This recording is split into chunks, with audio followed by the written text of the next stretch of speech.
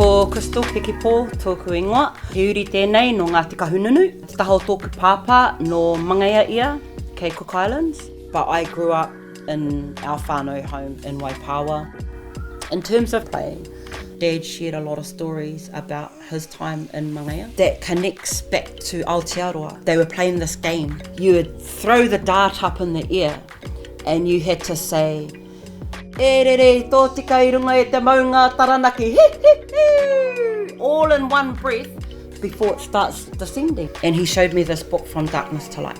And it had all the different pūrākau about my ancestors from my Ngāti Wara heritage. They were very cunning and they were very smart.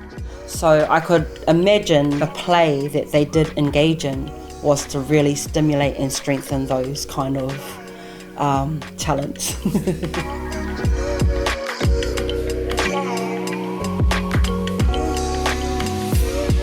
Tēnā, ko tautoko ahau.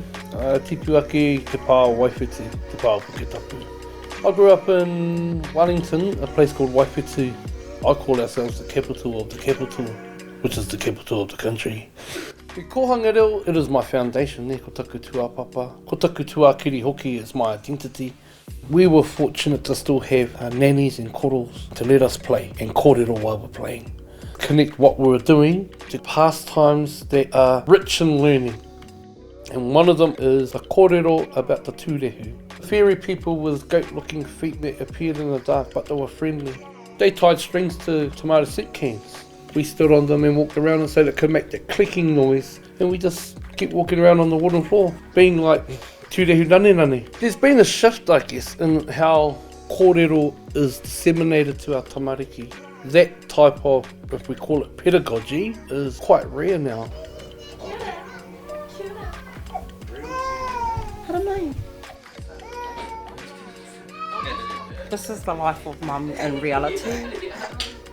We have 6 tamariki. What we were noticing when we would bring their toys out, they would just scatter them everywhere and not actually engage with the toys. We just replaced them with like kohatu, rākau and shells, because when we look at how we culturally connect and engage our tamariki in their own development, tamariki play is centred around things that don't have an outcome. Whereas you give a tamaiti a stick, there's so much that can happen with the imagination. Limited resources, kids are very creative. So we'll grab a whole heap of sticks, build little paths around the garden. It can be a shovel, it can be a rākau, it can be a taiaha, it can be whatever they want it to be. And our feeling as parents is if we are to restrict the ability of our children to be free in what they do, then we are not helping them grow and helping them realise their potential. When it's a hot day, you just know that all the cousins are here, they're all playing. Whoever can cross the river first is to swim fastest, but I always lose. That's why I like playing it, so until I win, play. What's yours, Rita? What's your favourite game? Sometimes I just like to play in the river or just play at the rākaus. And sometimes I just like to play with my brothers, whatever they do. My favourite game is doing rākau. It's not even a game. It's just a hobby, a thing I love. It's a safe place for us, really, coming here. We know that our tipuna are looking over us and they're in the waters, swimming with us all the time.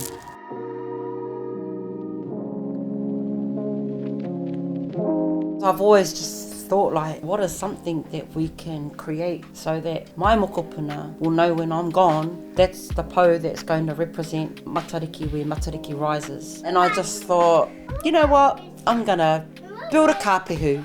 So that was to help our tamariki understand where all these particular stars are. But it's also a playground for our tamariki too, however they imagine. One thing I like to do is marakai. Nan used it as a way of learning, counting, sequencing, learning about the season, when in the season to plant and when to harvest. That kōrero just becomes part of the fun. You're just free in the garden to think. It allows that time. The more that we as a people learn about what taonga tākaro is, what Kēmu Māori are, how they actually help the journey of reo, the journey of growth in our tamariki, then I'm sure more and more people will participate. Unstructured play can be had freely with our tamariki and incorporating kōrero, tuku iho, some of the learnings that we have through tikanga, through some of our arts, our culture, then be creative to make games as we travel through that growing journey. And if we can take them to the settings, give them the feel, give them that wairua, connect them to it, and then have some fun while we're at it, the likelihood of them sharing that experience with their tamariki and their tamariki with their tamariki is a near guarantee.